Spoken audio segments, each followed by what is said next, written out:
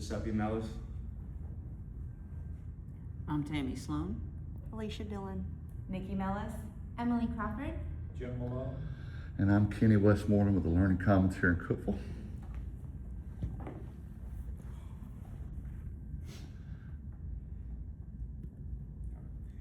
Have you ever spent months chasing a dream only to realize you did not prepare for the reality of it?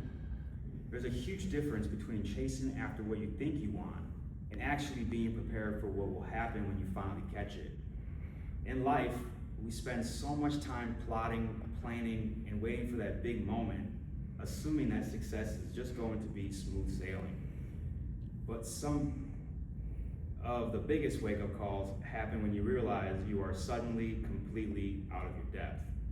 A few months ago, my buddy and I decided to take a tiny beating up aluminum rowboat into the middle of a massive choppy lake that just after the sun came up.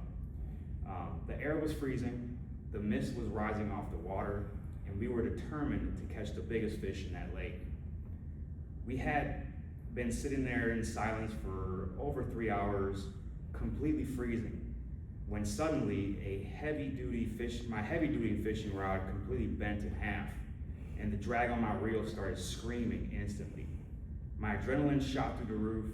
This wasn't some tiny bluegill. Whatever was on the other end of this felt like a sunken log trying to swim away.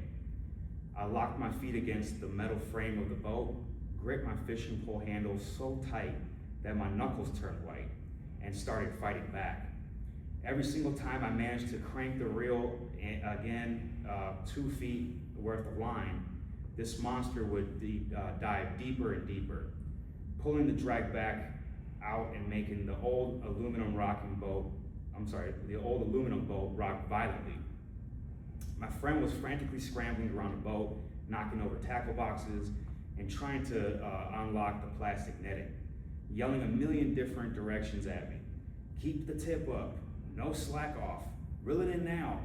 My arms were completely shaking. My arms were completely burning, shaking from the sheer exhaustion of pulling against pure power down into the deep water. The boat was drifting further into the rough open water. Waves were slapping against the side, and the tension of the fishing line was so tight it sounded like a guitar string about to snap. After the brutal 10-minute fight, the water broke.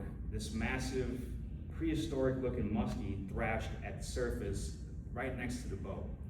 It gave one final look, one final violent shake of its head, and stared right at us, and the line snapped with a loud crack. The sudden silence hit us like a ton of bricks. We just sat there in the boat, completely breathless, staring at an empty surface of water. But the initial disappointment cleared. I realized something important. The thrill of fishing, and honestly the thrill of most things in life, isn't actually about holding the trophy at the end. It's about the chaotic, heart-pounding fight that tests exactly what you're made of.